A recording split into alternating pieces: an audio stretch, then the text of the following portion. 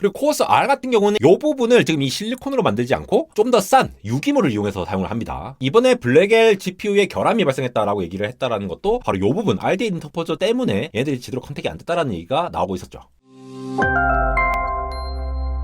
네, 여러분 반갑습니다. 안달공학 에러입니다. 반도체 제조, 그러니까 파운드리는 지금 이제 TSMC의 일강 체제로 압도적으로 거의 독점하다시피 나아가고 있는 상황인데요. 엔비디아가 이 AI 인프라를 깔고 있는 이 GPU 관련해서는 특히 TSMC의 코어스라고 부르는, 제가 유리기판 시간에 설명드렸죠. 이 코어스의 캐파 병목 때문에라도 지금 수요가 너무 많은데 공급이 따라가지 못하는 상황에 있습니다. 현재 코어스의 생산 용량이 한 달에 36,000이 되니까 그거 이상으로 이제 뽑아내기가 힘들다라는 거죠. 그런데 이거를 내년 말까지는 전체 생산량을 2배로 늘릴 거다라는 얘기가 나오고 있고, 내후년이죠. 2026년까지는 월 생산량을 최대 13만 개로 달성을 한다는 얘기가 나오고 있습니다. 이 코어스라는 게 뭔데 이게 이렇게까지 생산하기가 어려운 건지를 한번 살펴보면서 TSMC가 공격적으로 투자하고 있는 이 부분 한번 살펴보도록 하시죠. 지금 이 코어스라고 하는 이 패키징, 어드밴스드 패키징 기술의 경우에는 가장 흔히 엔비디아의 GPU에 들어가는 방식으로 많이 알려져 있다. 지금 보시는 게 이 왼쪽에 들어가 있는 게 이 HBM이죠. 지금 이제 4단짜리를 예시로 들었는데 이 4단에서 D램 다이들을 각각 세로 축으로 뚫는 것, 요거를 이제 우리가 TSV 공정이라고 하죠. 그래서 이 HBM 부분은 하이닉스가 만드는데 이 GPU 부분은 엔비디아가 호퍼든 아니면 블랙웰이건 이러한 것들을 직접 설계를 한 다음에 이렇게 만들어줘 하고 TSMC가 이 GPU 칩 다이를 만들게 되죠. 그런 다음에 요 밑에 보십니까? 인터포저, 요 부분. 이 인터포저라고 하는 것들이 이 위에 있는 칩들을 또 넓게 이렇게 커버를 하면서 서로 연결해주는 역할을 하잖아요. 그래서 여기 HBM의 TSV를 통해서 나오는 이런 신호선들이라든가 이런 것들, 그리고 GPU로 이제 넘어가는 선들도 있을 거고, 근데 각각이 전부 다 이 패키지 서브스트레이트를 통해서 PCB로 전달되는 것들도 있을 거고, 그래서 이 사이에 들어가는 이 인터포저, 요까지 연결해서 다 만드는 기술을 코어스라고 합니다. 왜냐하면 코어스라고 하는 것이 칩 온 웨이퍼 온 서브스트레이트거든요. 이 칩들, 이 칩이 어디 위에 있다? 웨이퍼 위에 있다. 이 인터포저를, 실리콘 인터포저를 이용해서 만드는 구조거든요. 물론 다른 코어스 기술도 있는데 제가 좀 이따 설명드릴게요. 그래서 그 칩 온 웨이퍼 온 서브스트레이트다. 이 기판 위에까지 얹는 이러한 3층 구조로 되어 있는 거를 우리가 코어스라고 부르는데, 이 웨이퍼에 해당하는 게 왜 병목인지를 알 필요가 있어요. 이런 일들이 왜 발생하느냐, 코어스가 왜 병목이 생길까를 가만히 생각해 보면은 결국 이 기판 외에도 다양한 종류의 기판이 있거든요. 이 기판 위에 여러 가지 칩들이 지금 배치가 돼야 되고, 걔네들이 배치가 된 것뿐만이 아니라 걔네들끼리도 연결이 돼야 한다는 게 핵심입니다. HBM 같은 경우도 HBM, D램 다이들끼리도 이렇게 TSV 해가지고 연결되는 통로가 저렇게 생기지만도 저러한 신호들이 쭉쭉쭉 밑으로 내려와가지고 다른 쪽으로 전달되는 형태도 돼야 되겠지만, 그게 또 GPU엔 또 전달이 될 거고 서로 통신하는 그 통로들이 있어야 될 거잖아요. 그런데 우리 웨이퍼의 지금 칩 전체의 크기에 한계가 있거든요. 흔히 이제 레티클 리미티드 사이즈라고, 레티클 크기에 따라서 한정된 그 사이즈가 현재로서는 858제곱밀입니다. 그게 현재 이제 칩 다이를 가장 크게 만들 수 있는 게 그 정도인데, 지금 엔비디아 GPU 같은 경우에는 거의 뭐 800mm 정도 되거든요. 800제곱밀 정도 되니까 이미 그 정도로 큰데 다른 HBM까지 연결해서 양쪽으로 이렇게 막 연결을 해야 돼. 가운데 보통 GPU가 있고 양쪽에 이제 HBM들이 배치가 돼 있죠. 걔네들끼리 서로 이렇게 통신을 하려고 하면은 걔네 칩 858보다 훨씬 더 큰 범위에 어떤 연결할 수 있는 그러한 통로 역할을 하는 인터포저라는 게 필요하다라는 거죠. 그래서 지금 보시면 양쪽에 저렇게 D램 메모리가 배치되어 있는 것으로 표현되어 있고, 가운데가 이제 GPU라고 보시면 되는데, 그 사이에 지금 회색 부분, 저 부분이 실리콘 인터포저죠. 위아래로 저 메모리들과 GPU들이 통신하고 있는 그 통로들이 각각 있는 건데, 걔네들이 서로 이제 왔다 갔다 할 수 있는 인터포저 개념을 가지고 연결을 시키는 거. 결국은 칩 다이가 워낙 크기 때문에 걔네들 연결시켜 줄 만한 중간 다리가 필요하다라고 보시면 되고요. 사실 요 개념은 1980년대에 등장했던 개념입니다. TSMC가 처음 뭐 나왔던 그런 개념은 아닌데, 뭐 AT&T나 IBM 같은 그런 곳에서 연구를 했던 거거든요. 그러면서 이 엔비디아 칩같이 굉장히 뜨거운 경우에는 열에 의한 이 휘어짐 같은 걸 방지하기 위해서 아예 실리콘 반도체를 만들듯이 저 기판 배선층을 실리콘 인터포저를 만든다는 겁니다. 그런데 단점은 저게 여기 있는 이제 로직 다이라든가 D램 메모리 이렇게 칩 다이를 웨이퍼에 뽑아내듯이 저 실리콘 인터포저도 크게 만든다라는 거예요. 그럼 웨이퍼 동그란 거에다가 나올 수 있는 게 몇 개 안 되겠죠. 그러한 병목이 있다라는 겁니다. 그래서 간단하게만 보면은, 이거 제가 늘 이제 수율 얘기하면서 보여드리는 그림인데, 지금 이 웨이퍼 동그라미에다가 이 칩의 면적이 큰 것과 작은 것들 이렇게 나눠서 지금 볼 수가 있는데, 지금 이 빨간색 미세한 거 보이십니까? 똑같은 위치의 웨이퍼에 저렇게 디펙트, 결함이 생겼다라고 생각을 하면은, 칩이 작으면 작을수록 솎아내는 이 이 불량 칩의 비율이 훨씬 더 줄어들겠죠. 얘 같은 경우에는 수율이 94.2%가 나오는데 똑같은 웨이퍼에 똑같은 디펙이 발생하더라도 칩 면적 자체가 넓어지면 넓어질수록 수율이 35.7%로 굉장히 낮아지는 거 보이시죠? 똑같은 디펙인데도 이렇게 난다는 겁니다. 하물며 실리콘 웨이퍼 다이 크기 자체가 858제곱미리로 딱 한정되어 있는데 실리콘 인터포저의 경우에는 그 858보다 훨씬 더 큰 3배 이상으로 큰 범위를 쓴다는 거죠. 그러니까 이 영역보다 더 큰 거를 쓰는 거예요. 그러면은 한 웨이퍼당 나오는 인터포저 개수 자체가 굉장히 적어지죠. 그리고 앞으로 2년 후에는 이것보다 더 큰, 그러니까 한 다이보다 한 5.5배로 더 큰 인터포저 사이즈가 되니까 이 전체 웨이퍼 크기보다도 훨씬 몇 개 안 나오는 인터포저를 뽑아내는 형태가 된다라고 예상이 되고 있죠. 그러면 이제 수율까지 고려하면은 진짜 한 웨이퍼당 몇 장이 안 나온다라는 거예요. 이렇기 때문에 지금 뭐 유리기판이 또 주목을 받고 하는 거죠. 유리기판 콘텐츠는 나중에 따로 올려놨으니까 보시고요. 근데 이 코어스라는 기술 자체도 여러 가지로 분류가 되는데 코어스 S, 코어스 L, 코어스 R 이렇게 있다고 제가 한번 설명을 드렸죠. 방금 말씀드린 이 코어스 S라고 하는 것이 이 실리콘 인터포저를 사용해가지고 HBM과 GPU가 있으면은 얘들을 중간층으로 이 웨이퍼, 즉 전공정 과정, 웨이퍼를 만드는 그 과정을 그대로 겪어가지고 만드는 그 방식에 의해서 이 지금 병목이 일어난다. 지금 늘리겠다는 게 요걸 늘리겠다라는 것도 있고요. 그리고 코어스 R 같은 경우는 이 R이 이제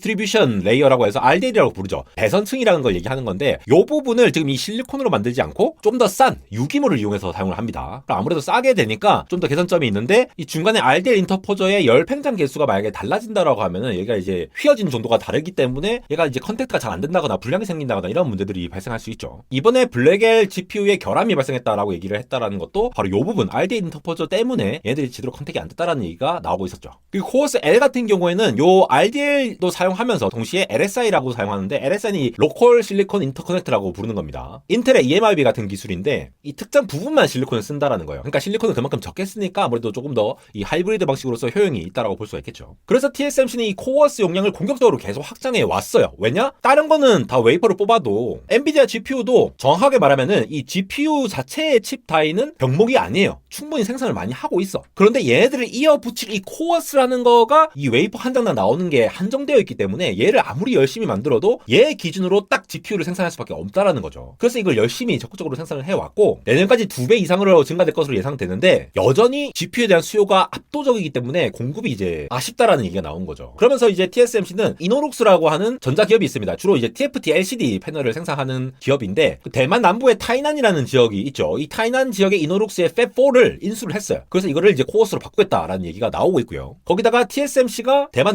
남부과학단지에 또 한 30헥타르 규모의 부지를 또 인수를 해가지고 여기 또 이제 Advanced Supply Chain Zone이라는 이름을 붙였습니다. 그래서 코어스라든가 SOIC 같은 TSMC가 지금 어드밴스드 패키징으로 밀고 있는 이런 것들을 이제 커버할 수 있는 팹들을 전용으로 이제 가동을 할 것으로 보이는데요. 그러면서 다양한 요 IP 기업들이라든가 EDA 업체라든가 OSAT 업체들, 메모리 업체들 쭉 불러가지고 우리 이런 거 만들 거예요 라고 하면서 이 반도체 전체 서플라이 체인들을 대상으로 이렇게 설명회도 개최하고 이렇게 이제 팹들을 2개, 자이 팹과 타이난 팹이거든요. 이렇게 이제 건설을 할 거라고 얘기가 되고 있습니다. 코어스뿐만이 아니라 어드밴스드 패키징 전용으로 하는 거를 대만에 꾸준히 지금 세워 나가겠다라고 얘기를 하는 것이 되겠죠. 자이라는 곳에 새로운 팹을 건설하는데 여기도 이제 SOIC 기술 확장에 중점적으로 두고 있거든요. 요게 장비 인도는 2025년 말까지 완료를 하고 있어가지고 내후년 초에 모든 설치를 완료하고 내후년 말쯤에 그러니까 2026년 말에 실제적으로 생산을 막 이렇게 많이 할 것으로 보입니다. 그때까지도 엔비디아를 포함한 이 AI 인프라 구축에 열심히 뜨고 올지는 사실 가늠이 안 됐는데 그래서 그런지 이런 기사도 나왔습니다. 지난주에 나왔던 기사인데 최근에 이제 국내 장비 공급업체에 2026년으로 예정된 장비 수요와 납품 계획을 일단은 추가 업데이트가 있을 때까지는 잠깐 기다려줘라고 얘기를 했다고 해요. 이 반도체 사업 같은 경우 특히 TSMC 같이 팹을 엄청난 돈을 투자해서 만들어야 되는 이런 회사들은 미리 만들어놨다가 나중에 업체들이 우리 이제 안 만들 건데요 라고 해버리면은 전부 다 감가상각에 들어가죠. 다 돈인 비용으로 들어가니까. 사실 우리나라 기업들이 그렇게 피해를 많이 입었죠. 코로나가 있기 직전에 여기저기서 메모리 필요하다라고 많이 지어줘